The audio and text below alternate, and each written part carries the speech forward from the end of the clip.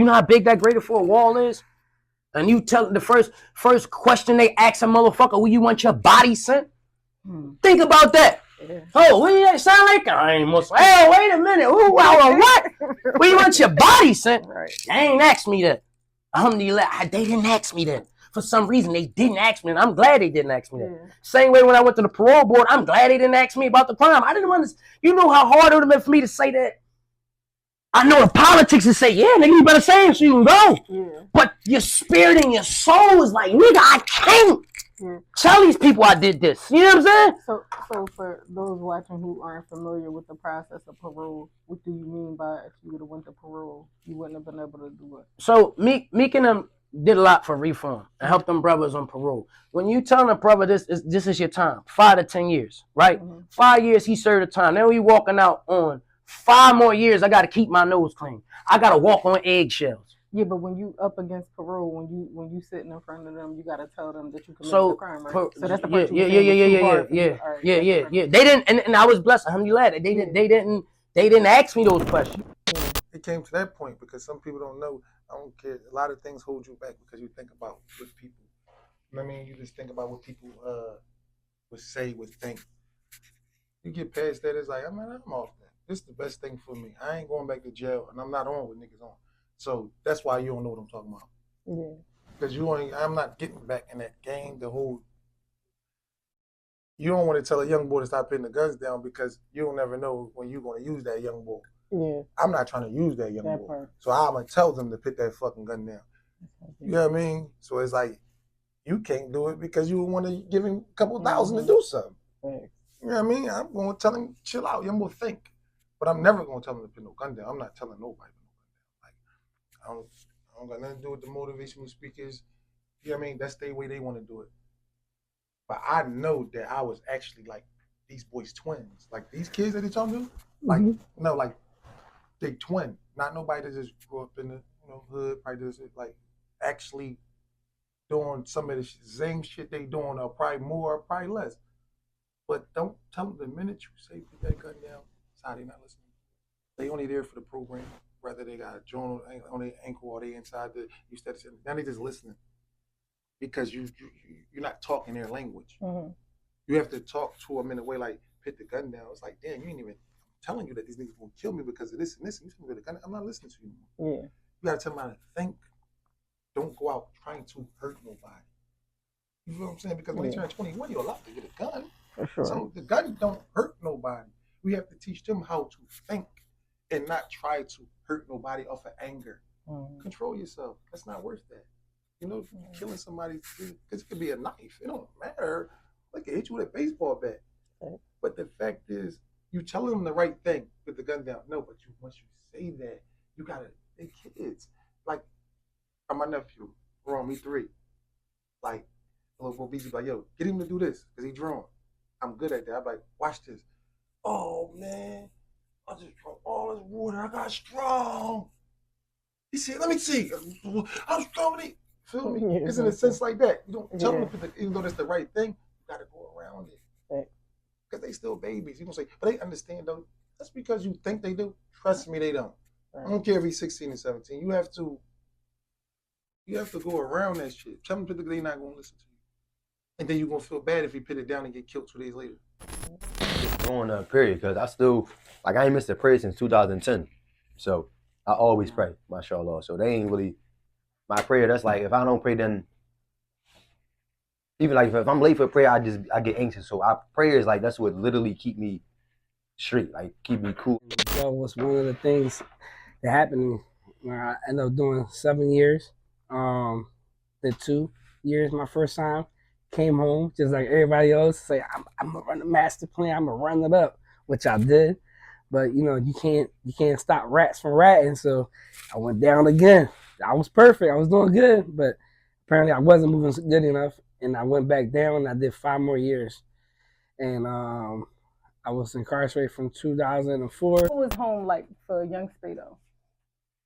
I mean, I grew up. My mom was just a soldier, raised 5 from the muscle. You know what I mean? Got up, went to work every day, worked long days. So it was like, I really kind of was like a latchkey kid, you know what I mean? I had to come home from school, make my own sandwich, you know what I mean? Do all that type stuff.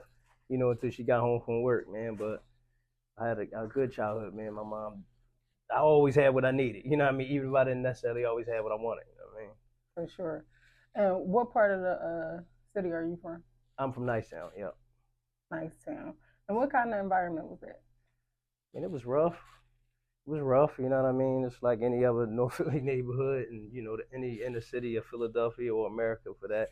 But I mean, that's kind of where I grew my love of hip hop. I quit the junkies. Yeah. I sat there for 11 months and know that I went to trial and beat it. That's when you went head up with the judge. Yeah, I went hit up with the judge. Yeah. How did that feel? I was nervous as shit in that joint when that judge read that read. I'm like, I gotta go to trial because I'm on parole for 2 cases. I'm like, damn, if I lose this shit, I'm gonna have to max this case out, flip over this case, then flip over that case, then start this new time. I'm like, man, I don't know when the fuck I'm gonna come home. I'm going to trial. Fuck all that. But what's advice you're giving to a young girl chasing a hill? They ain't really a bad A thing. younger hill. A younger hill. Not today hill. A younger hill. A bad thing. Even though, but as far as with my daughter, I just basically try to show her what love is, like, far as like, so even if she is trying, you don't need that. Like, I'm gonna give you the world, and you won't never have to like look into a man to give you the world, and especially like I'm gonna have her so focused, well, try to anyway, but like ain't nothing wrong with her working. Like, I ain't really know who I was until I was on trial fighting for my life, man. And I was telling people to do things, man, and that shit was getting done. That shit was getting done with precision. Like, no hesitation, and like, at times, you know, I was getting bossy. I was getting emotional, I was getting angry, and I was just doing things to like fill my void. Like, it was a lot, son. Strong push. You know what I mean? And let's say for the record, if a lot of things that transpire, and this is no shot to nobody. You ain't gonna find Chris Kennedy on no motherfucking body paperwork. I don't give a fuck what you're talking about or where you at. Show me. You're never gonna play a game like that. Well, and I just want to go on the record and let people know that nobody on this show you're gonna find on somebody's paperwork, because I am not having it. So, yeah. What's one risk you took at the prison that really paid off? Oh, this is the biggest risk I paid. I'm glad you know this girl's good. It's the biggest risk I took. So your parole officer, when you're on parole, you got to tell your parole daddy everything, or you got to know how to play the game, right? I knew how to play the game. You know what I'm saying? And I remember I had got so big regional with the comedy because I started doing my old shows. Mm-hmm. Like, damn, who the fuck is this nigga? The whole thing, he was like Martin, but he like come from like a D-boy past, so it was like, oh Lord. Beans and Charlie Mack couldn't even get in the show. That's how big it was. And this is Beans that, you know what I mean? They ain't know who I was. I ain't know who them guys was. They couldn't even get in the show. So that same week that I did that show, they called me and say, yo, bro, I seen how you, rest in peace to Danny Diamonds. Danny Diamonds was a big promoter, right? So Danny Diamonds came to me. He said, bro, I couldn't get in that shit. There was so many people in there for a comedy show. It fucked them up. Yeah. Nobody wasn't doing that. You might have was doing that with 5, 10 sponsors, but I was doing it with just the mentality that we come from. You know what I'm saying? Sure. Everybody get the material. You feel what I'm saying? So I was in the trenches. Wasn't no flyers or nothing.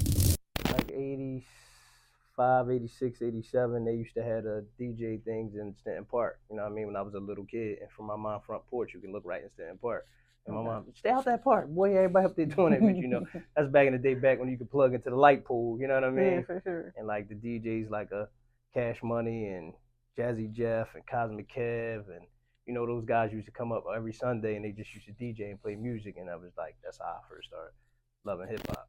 And that's heavy. I feel like if more of us did more of that, we would expand a lot quicker. We would go a lot further. That's heavy. Shout out to John, man. That's my man, John. Got love. For sure. You ever been married? No. Why you trying to put me on blast like that?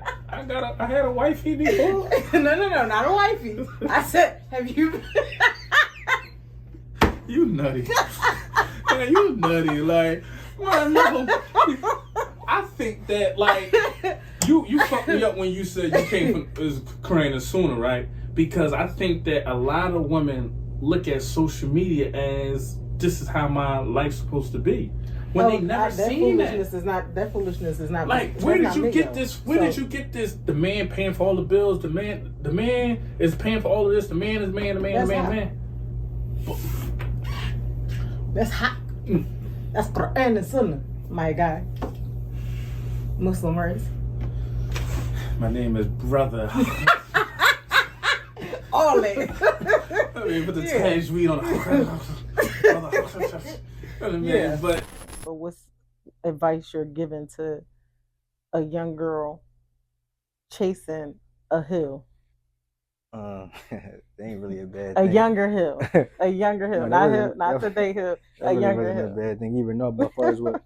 Look, I never thought I would, you know what I'm saying? I never thought about being a rapper because, you know, in them days, nobody from Philly was a rapper. You know what I mean? So it was like, I didn't have other than EST, you know what I mean? Shout out to him, you know what I mean? 3 times dope. But it was like, it was no other, he was more like an outlier than it was a normal thing. Like maybe for a guy from New York, like they used to say New York rappers, you know what I mean? Philly was like kind of strange to be a rapper. But, you know, some friends of mine from Nicetown I grew up with, they was rapping. And one day I was like, man, you know, I'm going to try and write me a rap. You know what I mean? And I wrote one and they was like, man, that's good. And then I just kept going, you know what I mean? When I came home, like everybody, that 11 months, a lot of people like died. Like a lot of people from the block like just went to jail for murders and shit. Like I'm like, yo, this shit fucked up out here. Like in 11 months, like so much happened in that little 11 months. Like, you feel me? I'm like, damn.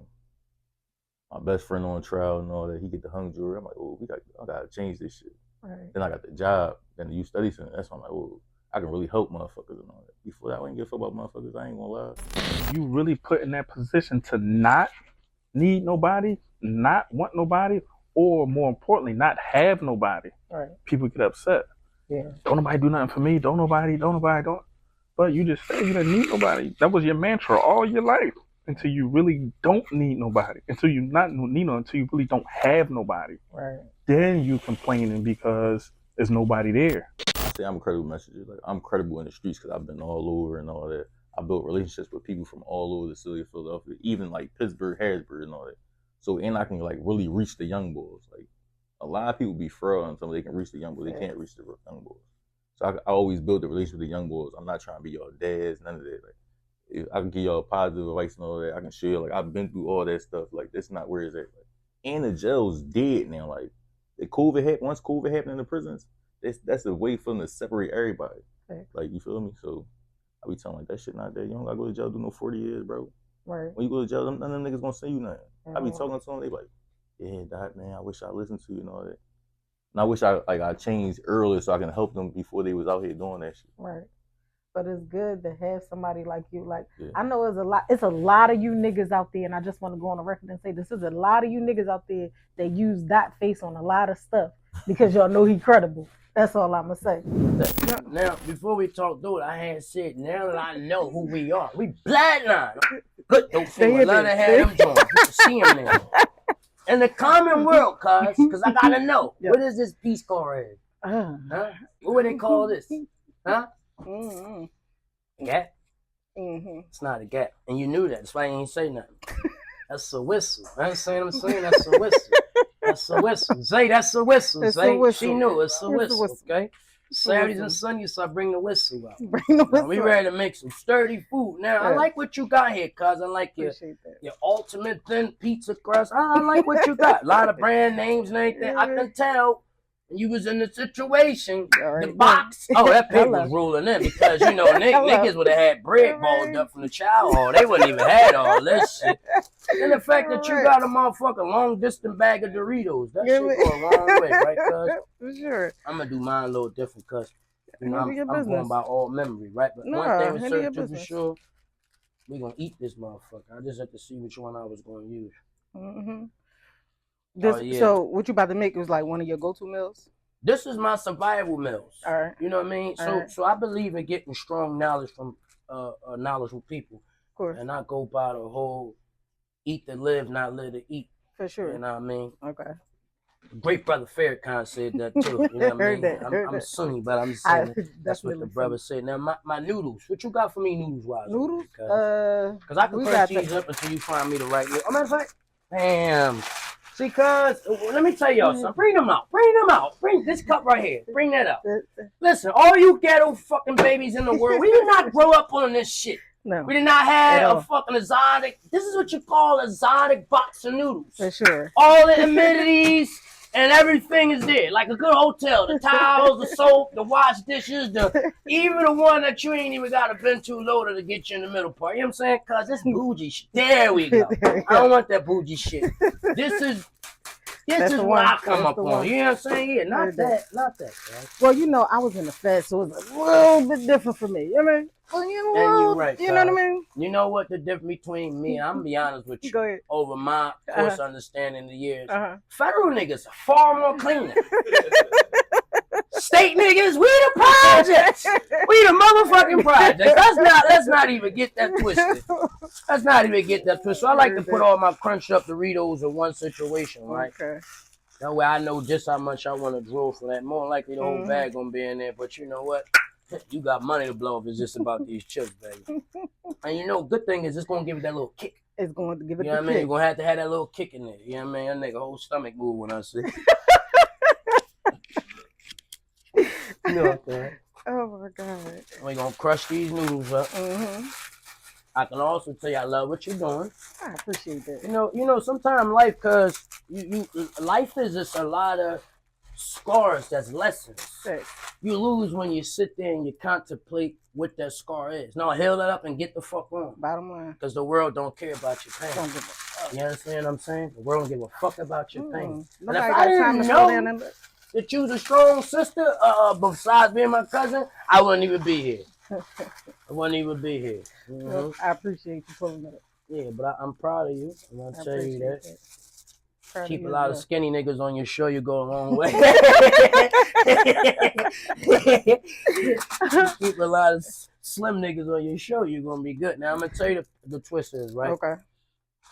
The reason why it was important when I was in there, when we incarcerated, we're a laboratory, meaning we're experiment.